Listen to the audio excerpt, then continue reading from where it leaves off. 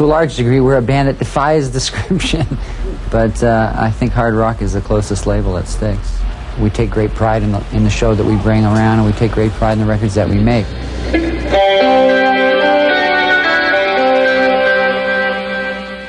To walk out on a stage, in front of a full house, through fans that have been to play for fans that have been waiting to see us, it's a great thrill. Good evening. So we'd like to get to some new music right now. This is called Dreamline. They travel in the time of the prophets on a desert highway straight to the heart of the sun. Like lovers and heroes, I'm the restless part of everyone. We're only at home when we're on the run. On the run. I think our fans are incredible. We played a gig the other day. I don't remember where it is, and it's probably a good thing I don't remember. Well, actually, I probably do remember, but I won't say. But the audience was such a mix of 14, 15, 16-year-old kids, as well as 38, 40, 45-year-olds. I mean, there were a lot of bald heads out there and beards. And it's really incredible to see that, because it speaks of the kind of loyalty that I think we've gotten from our fans, that they've really grown up with the band. We'd like to continue with another song from our latest album. This is the title track. This is Roll the Bone. Come into the world and take our chances. It's just the weight of circumstances.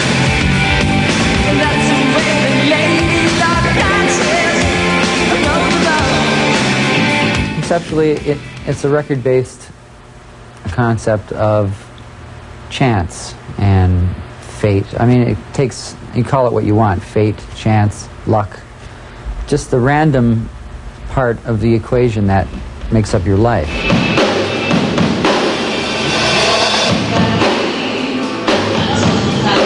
If I could ask you to stay in an imaginary circle that's 1 yard out from that, that would be the first thing. The second thing is, if you wanted to join Geddy at a certain point like you did yesterday, because that looked cool, sort of join him on his mark. Is my mark? Yep, I think it is. Am I restricted to this mark?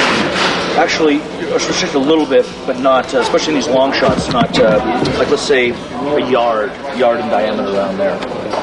Let me ask you, what would you naturally do if you weren't restricted at all? I'd probably walk in a yard in diameter around this. That's, what an amazing coincidence. I'm right happy. Here.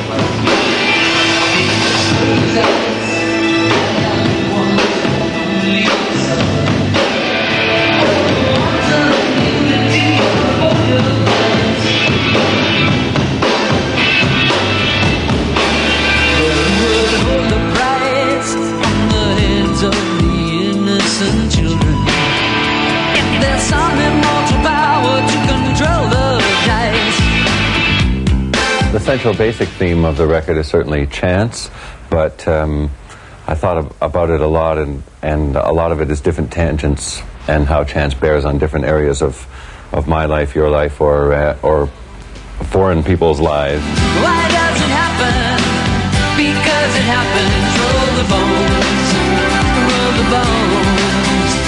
The wild card analogy was quite important. It was the first image I came upon, and I thought in some cases, as I've described, a wild card falls into your life unlooked for, but in other cases people choose one.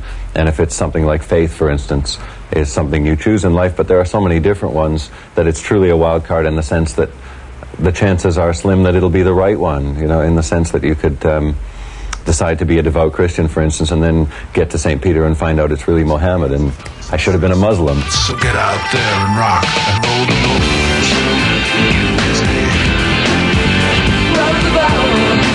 I think we've been together this long because first of all, we get along very well. We're good friends.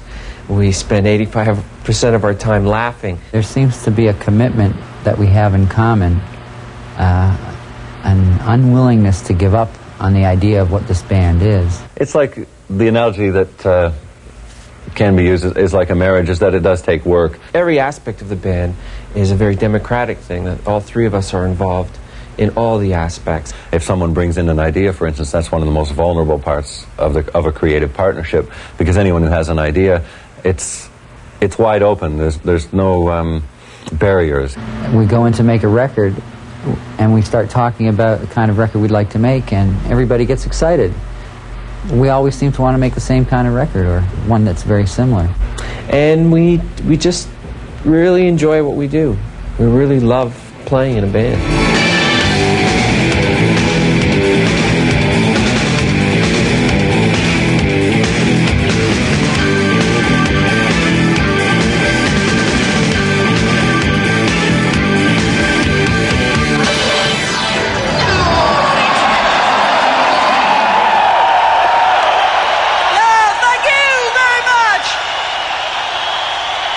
You guys have been great. We appreciate it. We hope we'll see you again sometime. Take care. Bye-bye.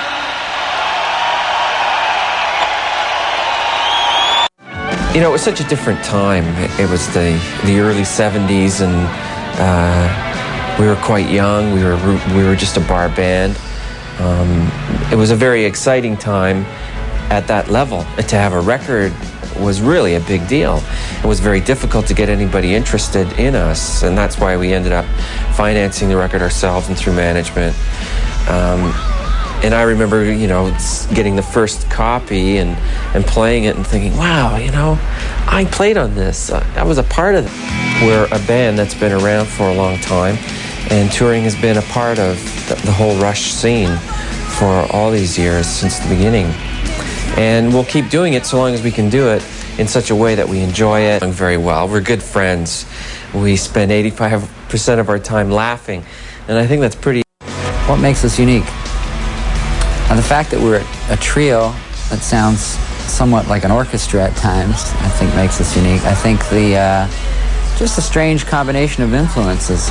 The fact that we are a hard rock band sometimes, but we're not afraid to bring other rhythmic influences like reggae or whatever. The fact that there almost always seems to be a conceptual, lyrical tone that's quite different than most bands that are playing harder rock music. I think that sets us apart a little bit. And the kind of internal complexities of our arrangements. The fact that within one song we'll go through, in sometimes very subtle ways, you know, 3 different styles, which to the conventional songwriter, that would appear to be something you're not supposed to do. A lot of our songs are constructed in a way that you would probably be taught not to construct songs. And I think that combination of things is what makes us different. They seem to touch deeper. And I know when I bring in lyrics, I have that same sense of vulnerability. I've been slaving for 3 days on something. I don't have any objectivity about it, but it's what I spent 3 days of my life on it. So if the other guys respond to it by saying, yes, you know, I see what you're after here, but you might be able to get at a little clearer by trying this or this. And to me, that becomes the most positive thing, more than just the affirmation of they like what I've done. They've added something to it that excites me, so I'll go back to the drawing board saying, yeah, it's going to be even better now. So it becomes what could have been a negative situation, what could have been a big argument and a fight in some bands, in our situation becomes a positive thing, where I go back more excited for the input that they've put into it. Rush has always been very sponge-like in terms of influences. You know, there are people that have tried to be... I remember Ray Davies made a quote years ago that he never listened to any other music because he was afraid he'd be influenced by it. And I think the course of his career bears out the falseness of that presumption. I think it's important to be influenced. Obviously not to the point of imitation, but just to know what's going on and to respond to it if it's useful to you, to experiment with it. And Rush is a band, we've always done our experimenting in public, as it were.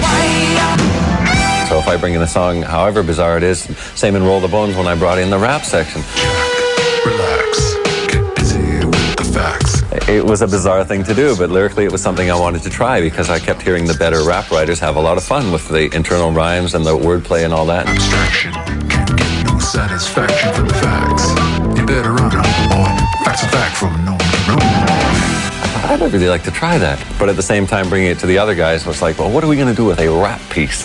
You know, it was a strange stone to drop on them, but at the same time, they were open enough to say, well, okay, let's play with it, as it were, who are our audience in many cases. I look out there and see guys who are as old as we are, so they must have grown up with us and gone to school with us, and then they went out and got married and had jobs, and we became the soundtrack of their lives. And in most times when a piece of music is important to you, it represents something, and even if you hear it 10 years later, it brings alive that whole period of your life for you, and it truly is the soundtrack for that era.